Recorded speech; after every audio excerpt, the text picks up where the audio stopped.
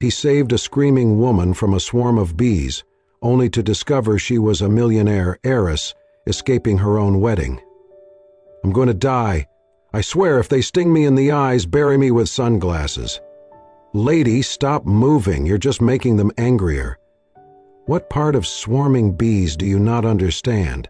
The woods exploded with frantic noise, twigs snapping, wings buzzing, and a woman's voice rising above it all like a very stylish banshee. She barreled down the slope, arms flailing wildly, hair clinging to her sweat-soaked face, her jeans torn and her white shirt stuck to her back like a damp napkin. Behind her, a thick, angry cloud of bees swirled and dove in pursuit. Jack Turner blinked twice, standing about 30 feet away with a bundle of dry branches under one arm and a look of utter confusion on his face. He'd seen deer sprint through here, bears once. But this was new. "Over here!" he shouted, dropping the sticks. He yanked a smoldering piece of wood from his makeshift fire pit and grabbed a rag soaked in river water. "Get behind me! Smoke drives them off." The woman didn't need further instructions. She stumbled forward, half tripping over a root, and collapsed behind him. Jack waved the smoky branch in wide arcs, throwing up a thick screen of haze. The bees buzzed and circled, hesitating, then finally scattered in a whining retreat. The woman groaned. "Tell me I still have a face," she muttered. "You've got a face," Jack said. "Bit puffier than average, but it's still there." She cracked one eye open. "That's the nicest thing anyone's said to me today." "Busy morning." "You have no idea." He helped her into the small wooden cabin nearby, guiding her to a bench made of old crates and soft blankets. Her hands were shaking. Angry red welts bloomed across her cheeks, arms, and neck. One eye was swelling. Her bottom lip looked like it had declared war. "I've got something for the stings," Jack said, moving around the cabin with the ease of someone who lived alone and didn't much mind it. He returned with a jar of thick, greenish salve and a pair of tweezers. "I need to get the stingers out. This might pinch a bit. Go for it. At this point, I'd let you shave my head if it helped." He crouched beside her and got to work, moving slowly and gently. She winced at first, but didn't complain. When he paused at the edge of her collarbone, she glanced down at the path his eyes took and raised a brow. "This next one's in sensitive territory," he said. "May I?" She rolled her eyes, though her lips twitched in the beginning of a smile. "If you touch something you shouldn't, I'll let the bees finish the job." Duly noted. He was careful, professional, but still human. The nearness of her, even puffy and injured, made his hands just a little less steady than usual. He pressed the salve gently onto the side of her ribcage, and she hissed. "Sorry," he murmured. "No, it's fine. I just never thought I'd meet a stranger by screaming through a forest with insects trying to murder me." "Well," he said with a smirk, "it's a memorable first impression." She let out a wheezy laugh. "You're not so bad yourself. Saving women with tree smoke and mystery ointments. Do you rescue screaming ladies often?" "Only before lunch." "Lucky me." He finished applying the salve and offered her a cup of cold water. "Drink this. You're probably dehydrated." She took it, sipped carefully, then set it down. "Thanks. Seriously, I owe you one." He sat on a stool across from her, arms folded, expression unreadable. "So, what were you running from?" Her shoulders stiffened. For a moment, the levity vanished. Then she exhaled slowly and leaned back against the wall, closing her eyes. "Something worse than bees," she said at last. "Expectations." Jack didn't press. He nodded once, as if that was the most reasonable answer he'd heard all week. She peeked at him through her still swollen eye. "You're not going to ask what that means?" "Nope." "Why not?" He leaned back slightly. "You'll tell me if you want to, or you won't. Either way, I already saw you face down in the dirt screaming about your eyeballs. Feels like we're past the formalities." She chuckled again. "You're weird." "I like it." "Good," he replied, "because I'm fresh out of normal." The two sat in companionable silence, interrupted only by the soft hum of bees far, far away and the lazy creak of the wind outside. Despite the welts and the heat and the absolute absurdity of the situation, the woman, who still had not given him a real name, felt something strange and unfamiliar. Peace. It had stung like hell to get there, but maybe, just maybe, it had been worth the swarm. By the next morning, the swelling had gone down slightly, but June, because that was the name she offered with a tired shrug, was still a mess of bumps, bruises, and half-mumbled sarcasm. She leaned on a wooden walking stick Jack had carved from a tree branch, hobbling between the bed and the porch like a grumpy pirate with a hangover. "Remind me never to piss off nature again," she groaned, collapsing into the rocking chair outside the cabin. Jack, setting a pot of something that smelled like oatmeal on a crude wood-burning stove, called out, "Nature's fine. You just pissed off the bees." She snorted. "Same thing." Tiny sky demons with wings. He stepped out, holding a bowl of steaming oatmeal. "Eat this, unless your goal is to collapse dramatically and make me carry you again." "I might fake it," she said, taking the bowl, "just to see how far you'd get before your back gives out." "You're hilarious when medicated," he said dryly. She smiled over the rim of her bowl. "Only slightly less charming than when I'm swollen and terrifying." Later that afternoon, he washed her torn shirt and hung it on a bamboo pole stuck into the ground near the cabin. When she limped out and saw it fluttering in the breeze like some war-torn flag, she squinted at him. "This your superhero cape?" "Bee woman?" Jack said with a smirk. "Shut up," she replied, "or I'll sting you myself." They both chuckled, and the silence afterward felt warm, comfortable. She stayed. One day turned to 2, then 3. Jack didn't ask questions. Not about her name, not about the expensive stitching on her now tattered boot, not about the hint of fear that flashed across her face every time she heard a plane overhead. In turn, June offered bits and pieces. Slivers of a story she carefully chopped into sarcasm and served with humor. "Let's just say," she said one evening as they sat outside under the stars, "I was heading toward a life that looked perfect on paper, but the paper was on fire." Jack raised an eyebrow. "That sounds vaguely ominous." "It was," she said with a smile. "A destination filled with champagne, ivory napkins, and the feeling of slowly suffocating in silk." He didn't press further. Instead, he offered her another marshmallow from the bag he kept for special occasions. They roasted them on sticks over a tiny fire pit. She dropped hers 3 times before successfully eating one. "I'm not outdoorsy," she declared, chewing. "I like my comfort. If this is a nightmare, at least give me a soft pillow." "I gave you a feather one. It's filled with crunchy mystery things," he laughed. "That's the stuffing. Builds character." On the 4th evening, June stood in front of the cracked mirror nailed to the wall near the cabin's makeshift wash basin. She leaned in, squinting at her reflection. One eye still bore a faint yellow bruise. Her lips were healing. Her cheek, once swollen, was now tender pink. Her usually styled hair hung in unwashed waves around her face. She touched her jaw with 2 fingers and let out a long, shaky breath. Jack passed by the open door, but paused when he heard her voice. For once, she murmured, "I'm not beautiful, and yet, I don't hate who I see." She hadn't meant to say it out loud. Jack didn't step inside. He simply stood there, back to her, eyes on the horizon. "You're not your face, June," he said, his voice gentle. "And you were never more beautiful than the second you stopped trying to be." She didn't answer. But when she came out a few minutes later, she sat beside him on the porch without saying a word. They just watched the trees sway. For the first time in a long time, she wasn't performing, and he wasn't rescuing. They were just 2 people, sting-sore, sunburned, and slightly broken, sharing a seat beneath the sky. The knock on the door came around noon. Jack wiped his hands on a kitchen towel and opened the cabin door to find a delivery man holding a brown paper box and squinting at a GPS on his phone. "Turner?" the guy asked. "Jack Turner?" "That's me." The man handed over the package, then peered inside the cabin. His eyes narrowed. "Whoa, sorry to stare, but she looks just like—" Jack's voice dropped, firm but polite.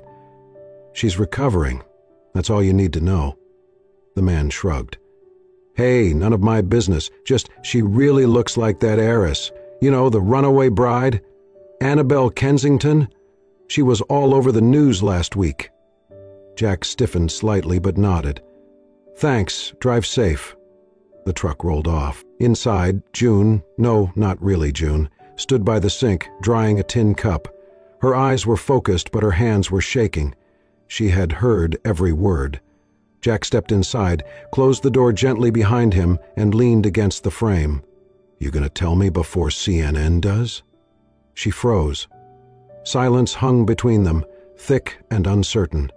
Then she sighed, slowly set the cup down, and turned to face him. "My name's not June," she said softly. "It's Annabelle Kensington." Jack didn't move. He didn't blink. She kept talking, like a dam had burst open. "I'm the daughter of Charles Kensington, yes. That Kensington, the hotels, the towers, the pre-packaged press releases. I was supposed to get married last Saturday. A wedding with 400 guests, a Swarovski crystal arch, and a string quartet flown in from Vienna, all arranged months ago, all for the brand." She laughed bitterly. "Only thing missing? Love. Or me, apparently." Jack crossed his arms, his tone calm. "And so you ran." "I ran," she said, her voice breaking. "I ran in the only direction that didn't smell like roses and publicists." Jack stared at her for a moment. Then he sighed, slow and long. "Well," he said, "you do have rich girl handwriting. The way you labeled your socks gave it away." Annabelle blinked, then snorted. "Seriously? You color-coded them?" "They were silk," she said defensively. He held up his hands. "No judgment, just saying, June never quite fit, but it was cute while it lasted." She smiled, sad. "I wanted to be her. June was fearless. She didn't owe anyone anything." Jack moved to the table and sat down. "So what now?" Annabelle sat across from him, folding her hands. "I don't know. I wasn't planning that far. I just wanted out." Jack nodded slowly. "Then stay out. Or stay here, or go wherever feels like you." She looked at him, confused. "You're not mad?" He raised an eyebrow. "You lied about your name, not about who you are. You never asked for anything, never played helpless. You helped around here even when you looked like a balloon with legs." She laughed, tears forming in her eyes. He leaned forward, elbows on the table. "You didn't come here as Annabelle Kensington. You came here as a girl who needed a break, and I respect that." Her lip quivered. "You're the only man I've ever met who didn't try to fix me or claim me. You just listened." He shrugged. "Not my job to fix you. I'm not a project manager." "Still," she said softly, "thank you for not asking me to explain my worth." He stood and walked to the window, looking out over the field. "You're welcome to stay, Annabelle. Or June, or whoever you feel like being tomorrow." She came up beside him, still limping slightly. "Can I be both?" He looked at her and smiled. "You already are." Outside, the trees swayed gently. Somewhere in the distance, bees hummed over wildflowers. Inside the small wooden cabin, two people stood quietly. No labels, no expectations, just a girl and a man figuring out what came next. Annabelle had never used a cast-iron skillet before. She'd seen them in catalogs, maybe even hung above a fake fireplace at a designer home shoot. But using one? Over an actual fire? That was new. "Okay, I may have misjudged the timing," she mumbled, watching the eggs burn to the bottom like a tragic art piece. Jack poked his head in from the porch. "Smells like ambition." She groaned. "Don't you dare say anything smart. I will throw this pan at your bees." He walked in, glanced at the mess, and said nothing, just calmly reached for 2 plates and scraped the edible bits into a corner of each one. She squinted at him. "You're actually going to eat that?" "Wouldn't miss it. Burnt eggs are a delicacy if you squint hard enough." She sat across from him at the little wooden table, arms crossed, watching as he took a bite, chewed thoughtfully, and nodded. "You lied," she said. "About what?" "You said it was edible. That face says otherwise." He grinned, eyes crinkling. "It says, I appreciate the effort more than the taste."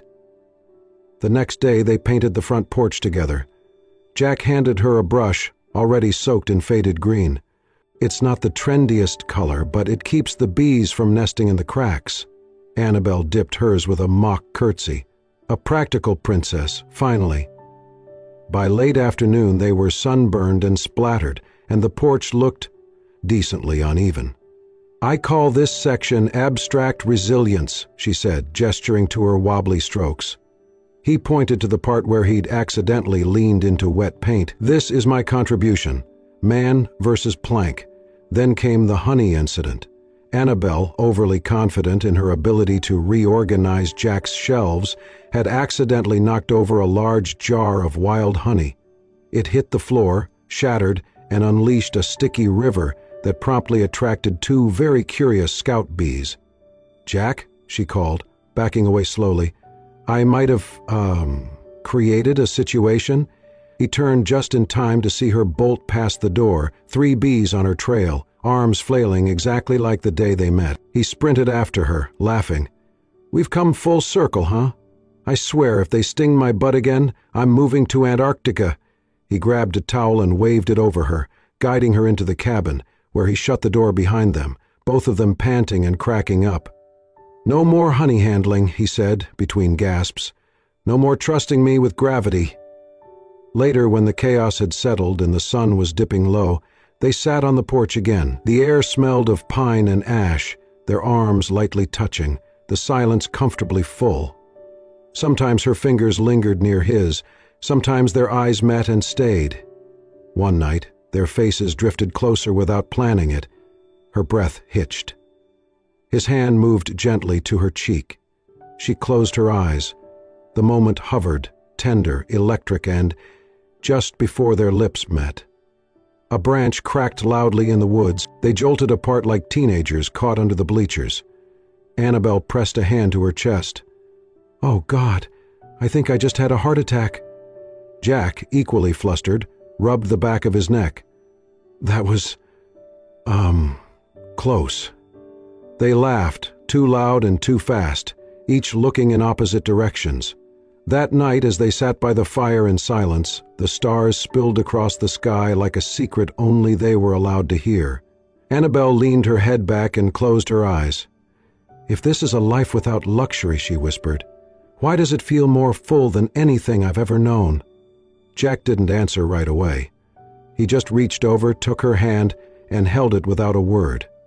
Because sometimes fullness has nothing to do with what you have, it's who sits beside you after the bees are gone. It started with tire tracks. Jack spotted them first. Deep, unnatural grooves in the soft earth by the trailhead.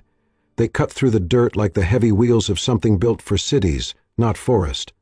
Not animal, not hiker.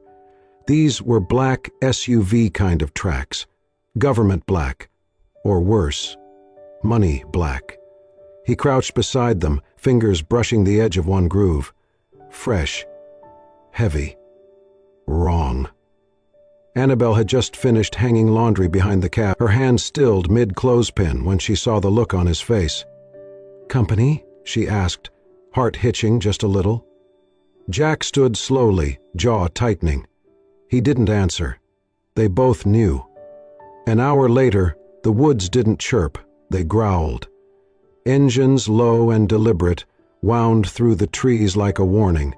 Then, out of nowhere, 3 vehicles emerged, sleek, dark, windows tinted like secrets. They stopped just short of the clearing, the kind of entrance that said, "We own this place. We don't even need to knock." 2 men stepped out first, suits too sharp for nature. Then a third, taller, sharper. The air got colder around him. His eyes swept the property as if cataloging every imperfection, a porch with paint chips, a crooked fence, a line of wildflowers in a boot-shaped pot, and then his gaze landed on her. Annabelle froze. Her fingers tightened around the side of her jeans. "Dad?" Charles Kensington removed his sunglasses with the flair of someone used to cameras. The expression behind them was all control, no warmth.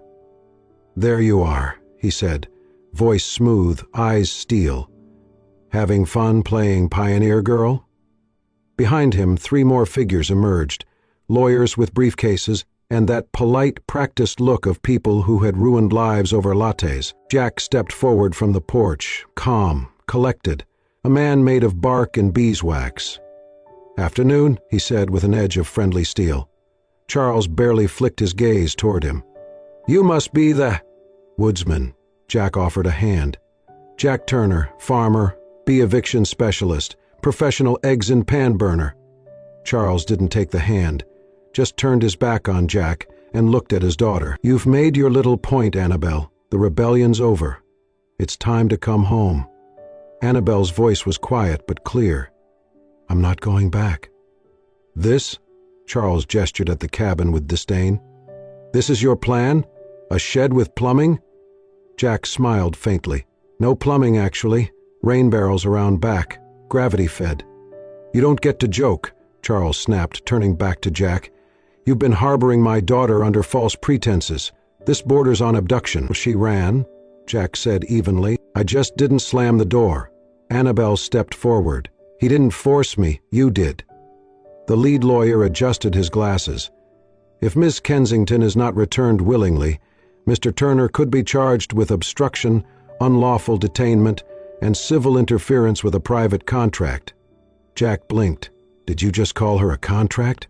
Charles's voice turned hard. "You think this is about love, about feelings? This is about legacy. That wedding was worth over $1 billion in partnerships. You think your wildflowers are worth that?" Annabelle's fists clenched. "At least those wildflowers aren't transactional." Charles advanced. "This is your last chance, Annabelle. Come with us now, or we'll see you dragged out. You can sign the documents in court if you want to be dramatic." One of the guards stepped forward. Jack moved without thinking, instinctive, solid. He placed himself between them. "She's not a hostage here," he said, voice low and sure. "But I won't be the reason she loses her chance to be free." The guard didn't speak poetry. He shoved Jack hard. Jack stumbled back but stayed upright. The second shove came with a closed fist, catching Jack's jaw with a sickening crack. Annabelle screamed. Jack hit the ground, dazed, bleeding, but breathing. "That's enough," Annabelle cried, rushing to his side. She dropped beside him, hands trembling as they touched his face. Charles raised a hand. "Take her." But she didn't move. Instead, she wrapped her arms around Jack and held him like he was the only real thing in a world of staged realities and fine print. Through tears and bruises and broken illusions, she whispered, "You're the only thing I want to run to, not from." Jack looked up at her, lip bloodied, and grinned. "Well," he rasped. "That's one way to make a point." Even the lawyers paused. The guards shifted. Charles didn't speak.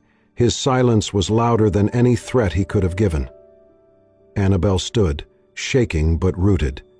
"You can have your empire, your mergers, your reputation, but you can't have me unless I choose to be had, and I'm not yours to give away." And then, for the first time in her life, she turned her back on everything she was supposed to be and walked straight into the arms of the man who only ever asked her to be exactly who she already was. The morning after everything unraveled, the cabin was too quiet. Jack brewed coffee the way he always did, slow, steady, intentional. But the silence, where her footsteps usually padded, where her sarcastic morning groan usually echoed, settled around him like a bruise.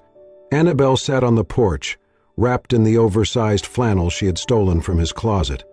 Her eyes were puffy, her hair in a loose braid that still smelled faintly of lavender soap and smoke. He stepped outside, 2 mugs in hand. She took one without speaking.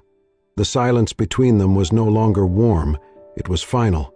"I can't stay," she said at last, her voice no louder than a breath. "They'll come back.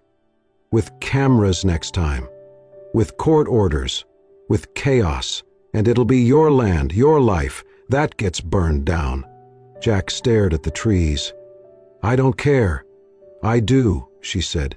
"I care more than I should. Enough to go." He turned to her, eyes tired but soft. "You're not protecting me. You're punishing yourself." She shook her head. "No, I'm giving myself a chance to figure out who I am, without someone always trying to decide it for me." They sat together, sipping in silence. The warmth of the coffee was a poor match for the chill creeping into both their hearts. Jack disappeared into the cabin for a moment and returned with a small jar. The first batch of spring honey, thick, golden, and barely labeled. He pressed it into her palm. "To remind you of sweetness," he said. Then, after a beat, added, "And stings." Her lips trembled. "You always know how to make things hurt and heal at the same time. Gift of the trade," he replied with a weak smile. She didn't hug him. He didn't ask her to stay. They just stood there, looking at each other like the story they had written on bark and bruise and brushstroke would never leave their skin.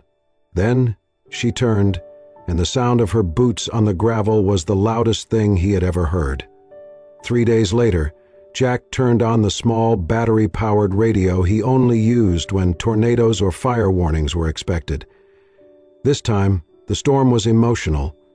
Annabelle Kensington, sole heir to the Kensington Group, announced this morning in a live broadcast her decision to forfeit her claim to the family fortune. The reporter's voice faded under the sound of Annabelle's own. On screen, she wore no makeup, no designer anything.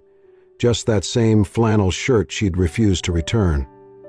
"I've spent most of my life being groomed for a life I didn't choose," she said, her voice steady. "I don't want to live in a world where love is traded like currency. I'm not here to make a political statement. I'm just stepping out of the machine." Later that evening, Jack found a letter tucked under the doormat. The envelope was smudged with dirt, his name written in elegant, loopy cursive. Inside, "Jack, you taught me how to be real. You didn't rescue me. You made space for me to rescue myself. I can't explain everything I'm feeling because there aren't words for this kind of ache. But know this, I'm not running from you. I'm running toward the woman you saw in me. And someday, when I've become her, I hope I find you again. Still in that flannel. Still sipping terrible coffee. Still real, A." Jack folded the letter gently and tucked it into the same jar where he kept wildflower seeds. Because some things don't bloom until much, much later. The morning fog rolled in low and slow, curling around the trees like it was afraid to wake them. It settled over the porch steps, slid across the fields, and blanketed the hills with a hush so still it felt sacred. The world wasn't speaking today. It was whispering. Jack moved through his kitchen in the rhythm of habit. He didn't rush. He measured the water like he always had, letting it boil just past simmer, and then poured it over the coarse coffee grounds sitting in the paper filter. The scent rose with a quiet dignity, like something ancient and true. Outside, the porch creaked. It wasn't the wind. It was the kind of creak that came from weight. Footsteps. Familiar. Jack's hand paused mid-pour. The stream of hot water slowed, then stilled. He listened. Then, clear, teasing, and unmistakably hers, a voice floated through the mist. "This seat taken? Or do I have to fight the goats for it?" Jack turned slowly. His breath caught halfway to his lungs, and his fingers tightened on the mug. There she was. Annabelle. No makeup, no heels, no Kensington polish or press-trained posture, just a soft gray sweater that looked like it had been slept in, jeans with a tear in one knee, and that braid, loose, imperfect, gently swaying with every step she took closer, and yet in all the unpolished simplicity she had never looked more composed. He opened the screen door slowly, almost afraid it would dissolve if he moved too fast. She stepped up onto the porch like she had never left it, her boots brushing against the same floorboards she once helped repaint. Her eyes skimmed the details, her paint smudge on the railing, the little bee carving they had joked about, the half-empty jar of honey still warming on the windowsill. "Coffee still terrible?" she asked, voice soft. "Worse," he replied, his throat thick. She smiled. "Not for show. not to disarm, just because. He handed her a mug. Their fingers met, and in that tiny, accidental touch, every day apart felt like a string pulled tight then gently released. The tension didn't vanish, but it softened. They sat on the porch swing, shoulder to shoulder, the fog wrapping around them like a blanket stitched by the trees. The only sounds were the quiet creak of wood, the rustling of a distant breeze, and the faint, questioning bleat of a goat who clearly remembered her. "I thought about sending a letter," she said after a while, "or a postcard, maybe even a dramatic apology video with violin music, but none of it felt like me. At least, not anymore." He didn't look at her, just nodded once, slow. "So I came back," she finished. A pause. Then he glanced sideways. "Because?" She exhaled, long and slow. "Because I ran. I healed. I even tried to forget. But nothing ever felt like home, until this porch, and you." Jack didn't say anything at first. His jaw worked quietly, his eyes on the hills that were starting to rise out of the fog. "You figured it all out?" he asked eventually. She chuckled, low and real. "Not even close. But I figured out enough to know where I want to be while I keep figuring." The silence that followed wasn't awkward. It was the kind that only came after everything had already been said, and saying it again would just be echo. Finally, he cleared his throat. "So, what now?" Annabelle sipped the coffee, then made a face. "Still tastes like burnt hope." He grinned. "I never promised good coffee, just consistent disappointment." She turned toward him. The teasing fell away. Her expression softened. "What now is?" "I'd like to stay, not as a guest, not as a story that ran away, just as me. The woman who chose to come back, the woman who finally wants to stop running." He looked at her, and in her eyes, he didn't see the press releases or the headlines.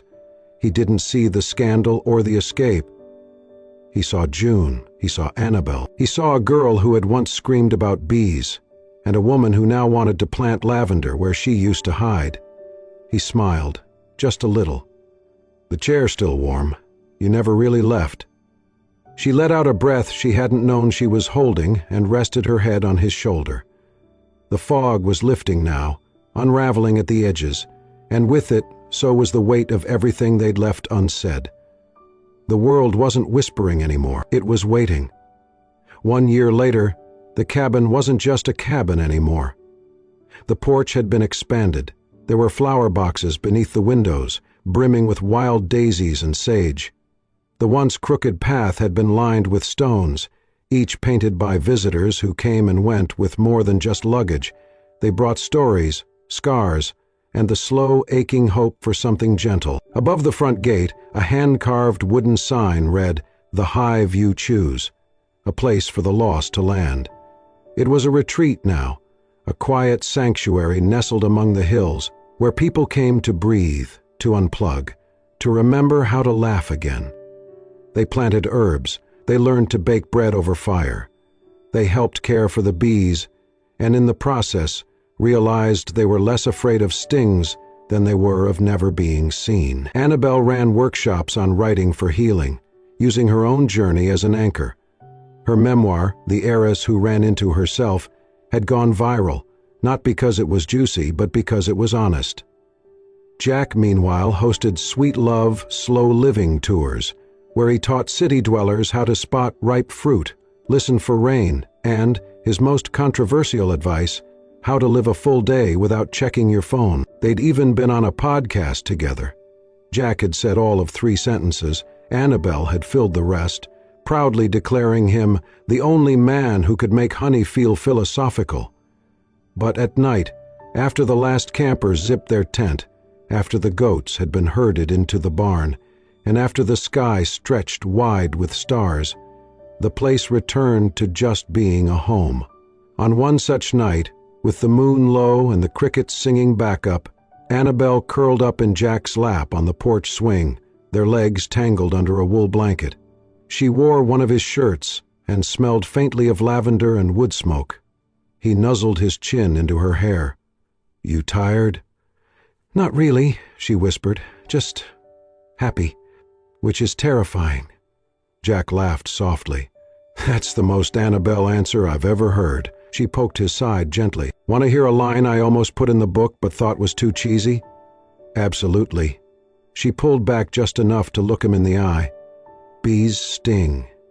Love heals, but both stay loyal to their hive." Jack blinked, then smiled. "That's not cheesy. That's perfect."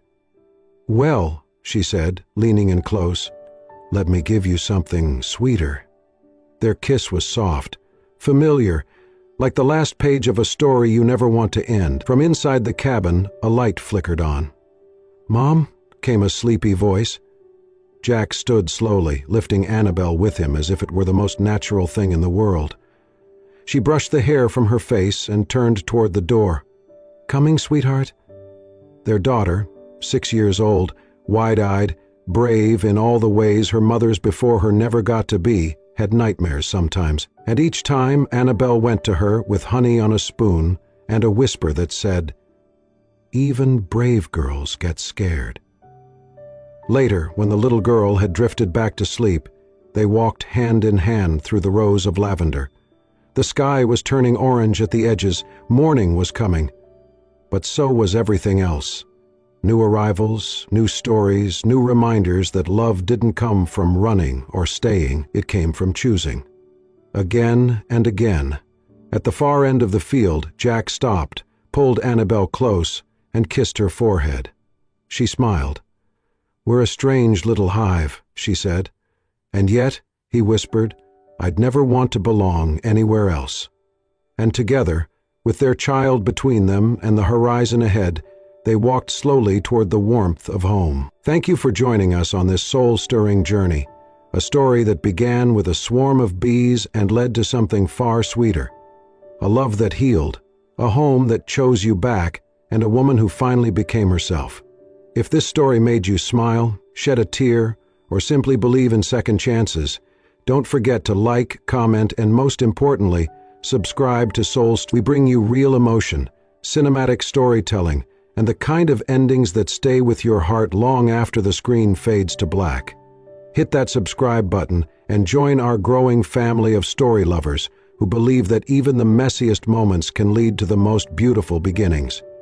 Until next time, keep your heart open, your feet grounded, and remember, sometimes all it takes is the right sting to find the sweetest home.